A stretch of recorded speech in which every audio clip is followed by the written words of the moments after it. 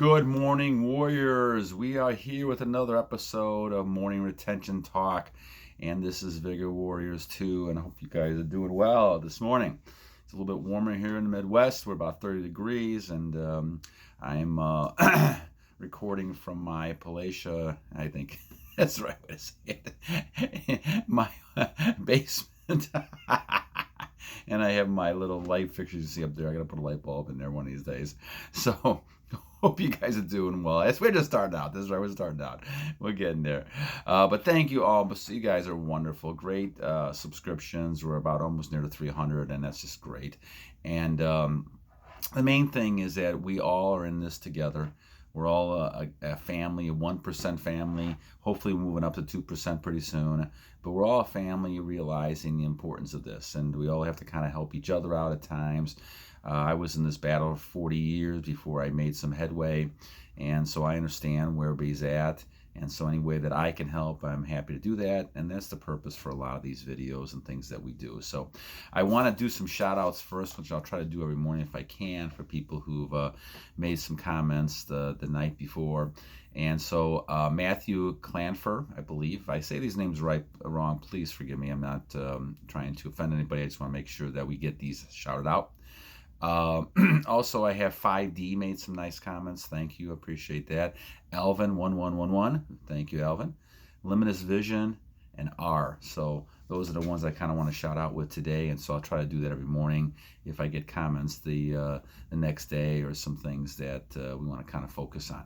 But a couple of comments that were made by a few of those people kind of is something is kind of to talk about a little bit.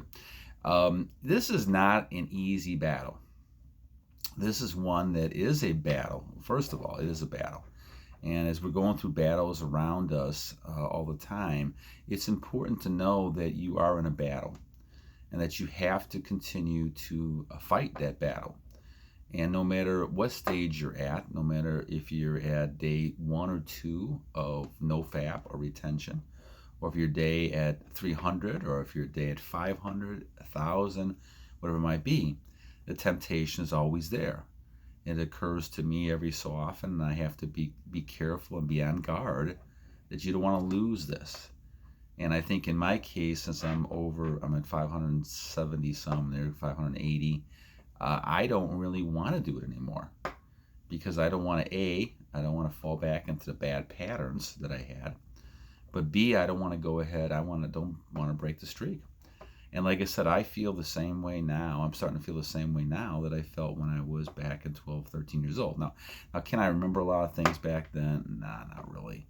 But I do remember the feeling I had before I started doing this and then after. And it just seemed like my whole life was different after I started doing it. And I think there's lots of reasons for that.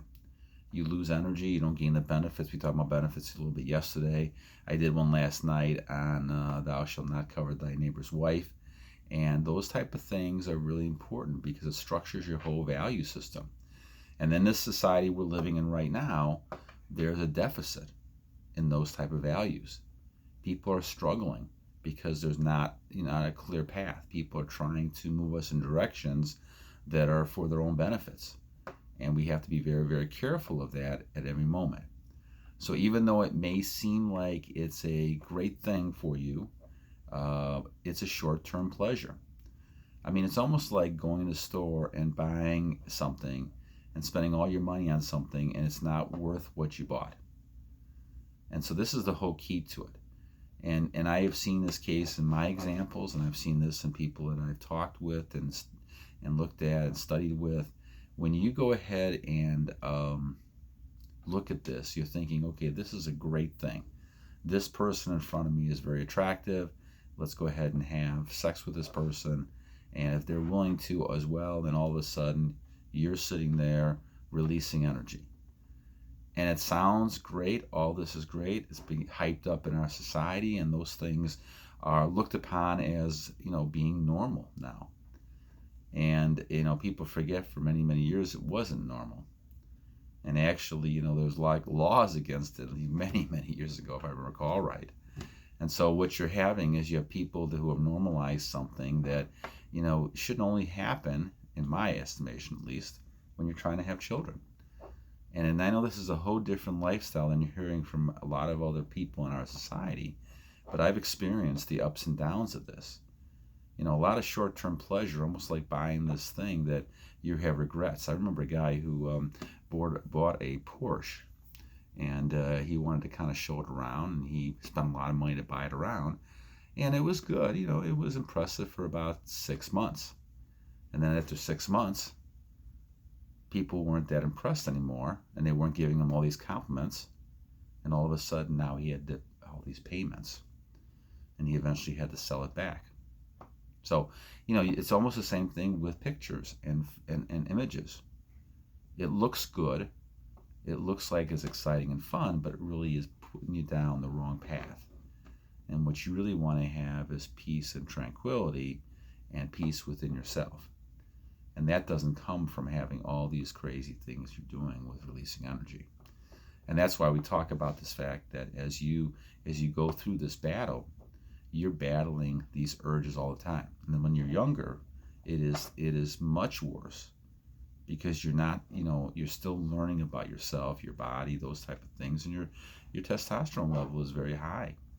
And to be able to control that and go against what society is telling you is very difficult. And this is where the battle really starts. You're not only fighting the urges you're having, you're fighting against people telling you that, oh, it's okay to do that, go ahead and do that. Do that for the short-term pleasure, but then you at the end experience things that I've experienced and other people experience, where you're falling asleep, and you're regretting it the next day. All these things happen for a reason, and it's because you're falling into it, as I did, fall into these traps of believing what people are telling you because they believe other people telling you. It becomes like a mass hypnotic type of state where people are all doing the same thing because they think is right. It's like sheep. And do I think that these things were set up there for purpose? I believe so. I think every generation, every history in the mankind that we've seen is illustrated that people do a lot of these things for self-centered reasons, and they want others to come along because they don't want the only person to do this, and they want to normalize it. And you're seeing a lot of what I would call deviant behaviors being normalized. And, that is something you have to fight against. You have to kind of stand up and say no. Now, you may take a cost with that, especially with people who, if most people around you are believing this, they're going to give you a hard time. And I don't care what we're really talking about here. I'm talking about retention, but it's also the same in any kind of values you have. You have to stand up and say, no, I'm not going to do this. I'm not going to do that, and you're going to take the consequences of that. And it may be in cases where you're taking a consequence of a financial consequence, or a status consequence, or a social consequence. But you've got to do that. You've got to be strong. This is what a warrior is. A warrior is a strong person. I played football both in high school and college, and I got hurt many times. But I would not leave the field. And you can't leave the field. I wasn't the best player in the world, but I tried the hardest that I could. And that's what's in the heart, and that's in your soul. But you don't give up on this battle. Don't ever give up, no matter how old you are, because you're going to keep fighting. And I remember I had a cat that lived 21 years, and for cats, that's pretty good. That's a pretty good time. But that cat lived up until the last day and just kept fighting and fighting. And when you talk about heart and animals, that animal was just was tremendous. Was a warrior animal, right? And natural causes eventually, God, get to all of us. But you can keep battling on, and that animal is still, very vibrant and everything up until that he died at 21 years old, which is phenomenal. Died in his sleep, So the thing about it is that what ends up happening is you can live a great long life, but you've got to remember that this is a battle all the time. And as you keep battling along, you're going to have obstacles. You're going to have fights. You're going to have things that are going to try to stop you. But you've got to keep pushing along. Don't follow the crowd. Don't follow other people. Follow the people that you want to believe in this 1%, 2% club that we're starting to move into. Get a lot of people interested to understand the benefits of what we're talking about. And those benefits so far outweigh the short-term pleasure you have.